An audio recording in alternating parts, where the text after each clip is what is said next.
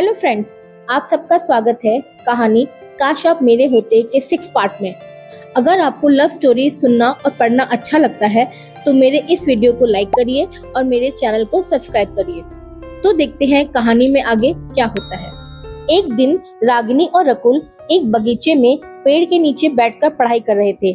तभी वहाँ आयुषी आ जाती है और बोलती है कि अरे तुम लोगों को पता है, इस बार हमारे कॉलेज से देहरादून ट्रिप जा रहा है और सबको ऑफिस में जाकर रजिस्ट्रेशन कराना है। तो चलो हम लोग जल्दी से चलकर रजिस्ट्रेशन करा लेते हैं। तो रागिनी कहती है कि मैं नहीं चल पाऊंगी, पापा कभी अलाउ नहीं करेंगे।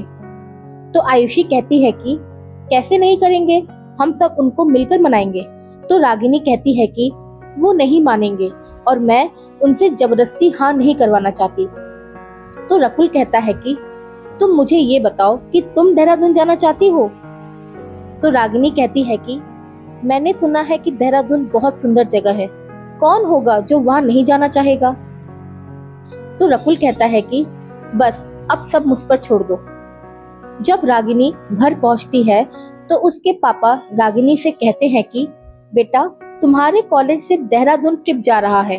तुम्हारी एक मैडम का फोन आया था, उन्होंने मुझे बताया कि तुमने फर्स्ट ईयर में टॉप किया था, इसलिए तुम्हारा ट्रिप कॉलेज की तरफ से फ्री है।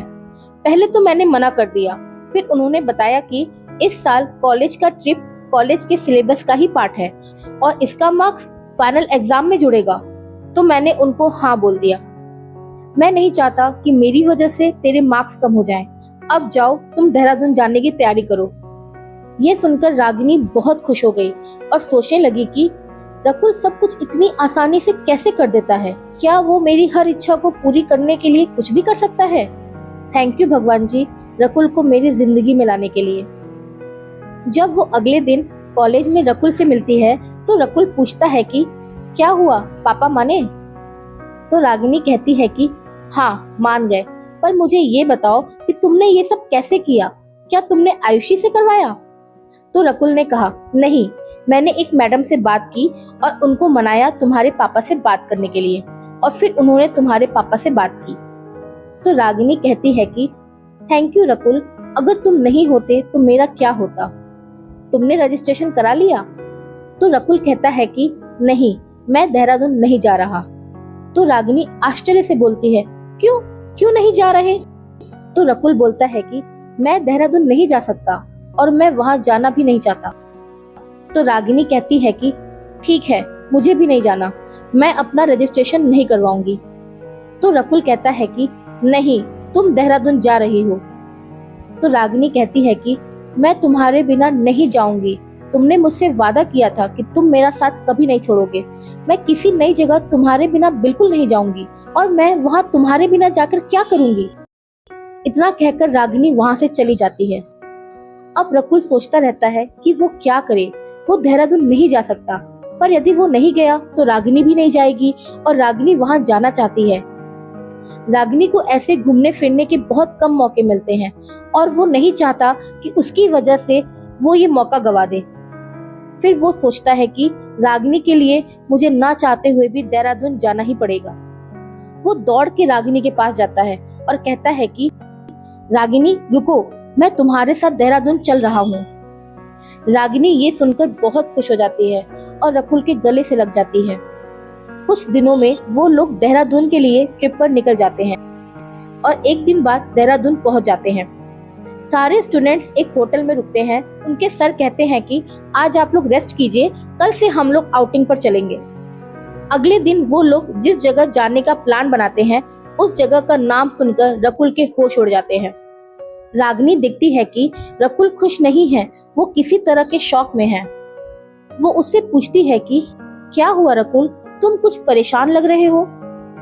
तो रकुल अपने आप को संभाल कर बोलता है कि नहीं, कुछ नहीं हुआ, चलो चलते हैं। और सब लोग वहां से घूमने चले जाते हैं। जब रकुल उस जगह पर पहुंचता है तो वो कांपने लगता है, उसकी आंखों में आंसू आ जाते हैं। रागिनी रकुल को इस हाल में देखकर घबरा जाती है और पूछती है कि क्या हुआ रकुल, तुम्हारी तबीयत ठीक नहीं है क्या? तो रकुल बोलता है कि नहीं रागिनी, मैं ये नहीं कर सकता, मेरे अंदर इतनी हिम्मत नहीं है, मैं यहाँ से जा रहा हूँ। तो रागिनी बोलती है कि क्या नहीं कर सकते रकुल, क्या हो गया है तुम्हें, मुझे बताओ, मैं जानना चाहती हूँ कि तुम्हें क्या हुआ है। तो रकुल कहता है कि रागिनी, मेरा एक राज है जो इस जगह से जुड़ा हुआ है, और ये बोलकर वो वहां से चला जाता है। रागिनी भी उसके पीछे पीछे जाती है और एक जगह पर उसको रोककर बोलती है कि कैसा राज, मुझे बताओ रकुल। तो रकुल बोलता है कि एक ऐसा राज जिसके बारे में कोई नहीं जानता। वो रागिनी का हाथ पकड़कर उसे वहां पास में एक जगह पर ले जाता है। वहां एक औरत होती है और उस औरत को दिखाकर कहता है कि तुम जानती हो ये कौन है। तो रागिनी कहती है कि नहीं, मैं इन्हें नहीं जानती, कौन है ये, मुझे जल्दी बताओ रकुल, मुझे बहुत घबराहट हो रही है। तो रकुल कहता है कि मैं कुछ सालों पहले यहाँ देहरादून अपने कुछ दोस्तों के साथ आया था। उस समय मैं बहुत बिगड़ा हुआ था, ड्रिंक करता था, स्मोकिंग करता था, पार्टी करता था। एक दिन मैं अपने दोस्तों के साथ इस जगह पर घूमने आया था, तो मैंने सामने एक छोटी सी बच्ची को फूल बेचते हुए देखा। उसकी उम्र कुछ 8 साल के लगभग थी।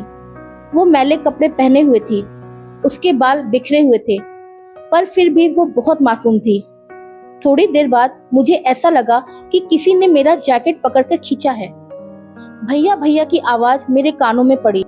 जब मैंने पीछे मुड़कर देखा तो वो मेरे पीछे खड़ी थी और मुझसे बोल रही थी कि भैया प्लीज मुझसे फूल खरीद लो। वो इतनी प्यारी थी कि मैं उसे देखता ही रह गया। इससे पहले कि मैं कुछ कह पाता, मेरे दोस्तों ने उसे भगा दिया और वो रोते रोते वहां से चली गई। उस दिन उसका चेहरा मेरी आंखों के सामने से जा ही नहीं रहा था। उस दिन रात में मैंने बहुत शराब पी, पर नशे में भी उसी का चेहरा मेरी आंखों के सामने आ रहा था। फिर जब मैं सुबह उठा तो जल्दी से तैयार होकर मैं उसी जगह पर फिर से पहुंच गया। मैंने उस लड़की को बहुत खोजा, पर वो मुझे कहीं नहीं मिली। मैंने पास की दुकान वाले से पूछा तो उसने मुझे बताया कि वो लड़की रोज यहाँ फूल बेचने आती है, पर उस दिन वो नहीं आई थी। मैं दिन भर उसका इंतजार करता रहा। अगले 3 दिनों तक मैं फिर वहां गया और उसका इंतजार करता रहा, पर वो नहीं आई। अगले दिन मैं फिर वहां गया और मैंने उसको देखा। वो सबके पास जाकर फूल बेच रही थी और फूल खरीदने के लिए सबसे रिक्वेस्ट कर रही थी। रागिनी, मैं तुम्हें बता नहीं सकता कि उस दिन उसको देखकर मैं कितना खुश हुआ था। मैं दौड़ करके उसके पास गया। वो मुझे देखकर पहचान गई थी और फिर से उसकी मधुर वाणी मेरे कानों में गूंजी। उसने प्यार से बोला, भैया आप, और आशा भरी निगाहों से पूछा कि आप आज मेरे फूल खरीदेंगे। तो मैं उसे साथ में लेकर एक बेंच पर बैठ गया। मैंने उससे पूछा कि तुम्हारा नाम क्या है और तुम 3 दिन से क्यों नहीं आ रही थी। तो वो बोली कि भैया मेरा नाम ऐना है और मेरी तबीयत ठीक नहीं थी। मैंने देखा उसके माथे पर एक बैंडेज लगा हुआ था। मैंने उससे पूछा कि तुम्हें ये चोट कैसे लगी। तो उसने मुझे बताया कि वो पलंग से गिर गई थी। उसने मुझसे फिर पूछा कि भैया आप मेरे फूल खरीदेंगे ना। तो मैंने उससे पूछा कि तुम यहाँ फूल क्यों बेचती हो, तुम्हारे घर में कोई बड़ा नहीं है जो काम करता है। तो उसने बताया कि वो लोग बहुत गरीब थे और उसकी माँ की तबीयत बहुत खराब रहती थी। पहले उसकी माँ ही फूल बेचने आती थी, पर बाद में उनकी तबीयत खराब होने की वजह से वो घर के पास गार्डन में फूल उगाती थी और ऐना यहाँ आकर फूल बेचती थी। तो मैंने उसको बोला कि मैं तुम्हारे ये सारे फूल खरीद लूंगा, पर मेरी एक शर्त है। तो उसने पूछा कि क्या शर्त है भैया। तो मैंने उसको बोला कि आज से तुम्हारे सारे फूल मैं खरीदूंगा और तुम मेरे साथ पूरे दिन यहाँ बैठोगी, मुझसे बातें करोगी, तुम्हारा जो मन करेगा मैं तुम्हें वो खिलाऊंगा, तुम्हारे साथ खेलूंगा। फिर मैं उसके साथ रोज समय बिताने लगा। जब मुझे उसके बारे में धीरे धीरे पता चला तो मैं उससे प्यार करने लगा। मैं उसमें एक छोटी बहन को देखने लगा। मेरी माँ के बाद वो दूसरी लड़की थी जिसके साथ में मैं रहना चाहता था, उसको पढ़ाना चाहता था, उसका ख्याल रखना चाहता था। मैं उसको वो सब देना चाहता था जो मेरी छोटी बहन का हक होना चाहिए था। मेरे पास शुरू से पैसा तो बहुत था, पर कोई अपना नहीं था जो उस पैसों को यूज कर सके। एक दिन मैंने ठान ही लिया कि मैं उसको गोद ले लूंगा। उसके साथ उसकी माँ को भी अपने साथ ले जाता, उनका इलाज करवाता और उन्हें कुछ काम दिलवाता और ऐना को खूब पढ़ाता लिखाता, उसे एक अच्छी जिंदगी देता। पर मुझे नहीं पता था कि। तो रागिनी बोलती है कि क्या हुआ, क्या नहीं पता था तुम्हें? तो रकुल कहता है कि यही कि उसका एक बाप भी था। उसने मुझे अपने पापा के बारे में कभी नहीं बताया था। एक दिन मैं ये ठान करके उससे मिलने गया कि आज मैं उसकी माँ से मिलकर बात करूंगा, पर उस दिन वो नहीं आई। मैंने उसको बहुत ढूंढा लेकिन वो मुझे कहीं नहीं मिली। फिर अगले 2 दिन तक वो नहीं आई। अब मुझसे रहा नहीं गया। मैं इधर उधर सबसे उसके बारे में पूछता रहा। वहाँ पास की एक दुकान वाला मुझे परेशान देखकर मेरे पास आया और बोला कि आप वो छोटी बच्ची को खोज रहे हैं क्या? तो मैंने बोला हाँ, क्या आप उसे जानते हैं? तो उन्होंने कहा कि वो 2 दिन से नहीं आई है, वो यही पास में रहती है, आप उसके घर जाकर उससे मिल सकते हैं। फिर उन्होंने मुझे उसके घर का पता दिया। मैं पूछते पूछते उसके घर पहुंचा और जब दरवाजा खटखटाया तो उसकी माँ ने दरवाजा खोला। मैंने उनसे पूछा कि ऐना कहाँ है? तो उन्होंने मुझसे बोला कि ऐना की तबीयत ठीक नहीं है, वो सो रही है। तो मैंने उनसे बोला कि मैं ऐना से मिलना चाहता हूँ, पर उन्होंने मना कर दिया और कहा कि आप जाइए यहाँ से। फिर दरवाजा बंद कर लिया। मैं जब वहां से जा ही रहा था तो मुझे अंदर से चिल्लाने की आवाज आई। ऐना की माँ चिल्ला रही थी कि उसे छोड़ दो, उसे छोड़ दो। मैं दौड़कर उस घर की तरफ गया तो देखा दरवाजा अंदर से बंद था। मैं किसी तरीके से जल्दी से दरवाजा तोड़ के अंदर की तरफ गया तो मैंने देखा कि एक आदमी ऐना को बहुत बुरी तरह से पीट रहा है और उसकी माँ को भी मार रहा है। मुझे देखकर वो आदमी ऐना से बोला कि ले, आ गया तेरा आशिक, और उसे मारे जा रहा था। उसकी माँ ने चिल्लाकर मुझसे कहा कि मेरी बेटी को बचा लो। मैंने पास ही रखे एक डंडे से उस आदमी को मारा और ऐना को उठाकर वहां से भागने लगा। वो खून में लथपथ थी और दर्द से कराह रही थी। वो उस हालत में भी मुझे देखकर बहुत खुश हो रही थी। वो मुझसे कह रही थी, भैया आप आ गए, मुझे बचा लो भैया, मैं मरना नहीं चाहती। मैंने उसे कहा कि तुम्हें कुछ नहीं होगा है ना, मैं तुम्हें कुछ नहीं होने दूंगा। मैं जल्दी से उसे एक ऑटो में बैठाकर पास वाले अस्पताल में ले गया। फिर थोड़ी ही देर में उसकी माँ भी वहां आ गई। उनको भी बहुत चोट आई थी। मुझे कुछ समझ में नहीं आ रहा था कि क्या हो रहा है। मैंने उनसे पूछा कि ये सब क्या है, तो उन्होंने मुझे बताया कि वो आदमी ऐना का बाप था। कुछ दिन पहले तक ऐना सारे फूल नहीं बेच पाती थी और जिस दिन उसे मेरे दोस्तों ने भगाया था उस दिन उसने एक भी फूल नहीं बेचा था और उसके बाप ने उसको बहुत मारा था। इसलिए जब मैं उसको ढूंढने आया तो वो मुझे 3 दिन तक नहीं मिली और जब मिली तो उसने मुझे सच नहीं बताया। उसके बाद जब मैं उसके सारे फूल खरीद लेता था तो वो सारे पैसे लेकर घर जाती थी। उसका बाप उससे सारे पैसे छीन लेता था। एक दिन उसके बाप ने उसकी माँ से पूछा कि पहले तो ये फूल नहीं बेच पाती थी पर आजकल तो रोज इसके फूल बिक जाते हैं, आखिर माजरा क्या है? तो उसने ये जानने के लिए एक दिन ऐना का पीछा किया और मुझे देखा। उस दिन उसने ऐना को बहुत बुरी तरह पीटा था, ये कहकर कि उसका मेरे साथ अफेयर चल रहा है। इसलिए वो नहीं आ रही थी क्योंकि वो बिस्तर से दर्द के मारे उठ भी नहीं पा रही थी। जब उस दिन मैं उसके घर पहुंचा, उस आदमी ने मुझे देख करके फिर से ऐना को मारना शुरू कर दिया और मार मार कर उसको लहूलुहान कर दिया। ये सब सुनकर मुझे इतना गुस्सा आया कि मैंने पास के ही एक पुलिस स्टेशन में जाकर एफआईआर दर्ज करवा दी और उसको जेल भिजवा दिया। जब मैं वापस अस्पताल पहुंचा तो देखा उसकी माँ बहुत रो रही थी। जब मैं डॉक्टर के पास गया तो डॉक्टर ने मुझे बोला कि वो ऐना को नहीं बचा पाए। मैं उस दिन बहुत रोया था, शायद मेरी वजह से ही सब कुछ हुआ था। पर मैं तो उसका अच्छा चाहता था, उसको हमेशा अपनी बहन बनाकर रखना चाहता था। लेकिन मुझे नहीं पता था कि मैं अनजाने में उसकी जिंदगी ले रहा हूँ। उसकी माँ को बहुत चोट लगी थी। मैंने उसकी माँ का इलाज करवाया और आज भी उनके जीवन यापन के लिए मैं हर महीने उन्हें पैसे भिजवाता हूँ। ये सब मैं ऐना के लिए करता हूँ क्योंकि वो अपनी माँ से बहुत प्यार करती थी।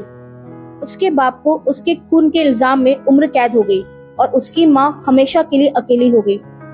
उस दिन के बाद मैंने सब कुछ छोड़ दिया और मैंने ये ठान लिया कि मैं दूसरों की मदद करूंगा। अगर मैं किसी भी एक इंसान को अच्छी जिंदगी दे पाया तो ये मेरी तरफ से ऐना के लिए श्रद्धांजलि होगी। फिर उसके बाद से मैंने अपनी जिंदगी को दूसरों की खुशियों के हवाले कर दिया। उसके बाद ही जब मुझे दादा दादी के बारे में पता चला तो मैंने उनके जीवन को अच्छा बनाने का फैसला किया।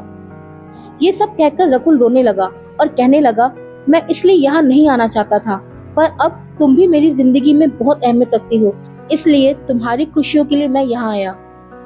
जब रकुल ने रागिनी को पीछे मुड़कर देखा तो रागिनी रो रही थी।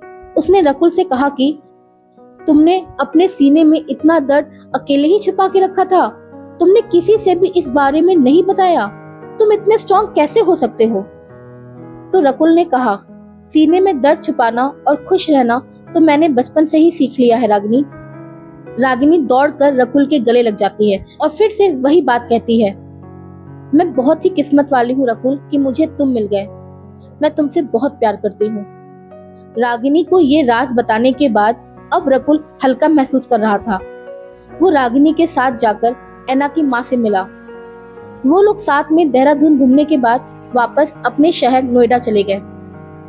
ऐसे ही समय बीतता चला गया और रागिनी ने सेकंड ईयर में भी टॉप किया। उसे फिर से गोल्ड मेडल मिला। उसके पापा बहुत खुश थे। अब रागिनी ग्रेजुएशन के थर्ड ईयर में आ गई और रकुल पोस्ट ग्रेजुएशन के सेकंड ईयर में। फिर कॉलेज खुला, सारे फ्रेंड आपस में मिले, रागिनी और रकुल भी मिले। उस साल दोनों को बहुत मेहनत करनी थी क्योंकि दोनों का फाइनल ईयर था, रागिनी का ग्रेजुएशन का और रकुल का पोस्ट ग्रेजुएशन का। और एक दिन जब रागिनी अपने क्लास में जा रही थी तो पीछे से किसी ने उसके कंधे पर हाथ रखा और बोला, हाय रागिनी। जब रागिनी ने पीछे मुड़कर देखा तो वो शॉक्ड रह गई, कांपने लगी और वहां से ये बोलते हुए भाग गई कि ऐसा नहीं हो सकता। आखिर वहां रागिनी ने ऐसा क्या देखा? वो कौन था? रागिनी उसको देखकर कांपने क्यों लगी? तो इन सब प्रश्नों के साथ मिलते हैं कहानी के अगले भाग में। धन्यवाद।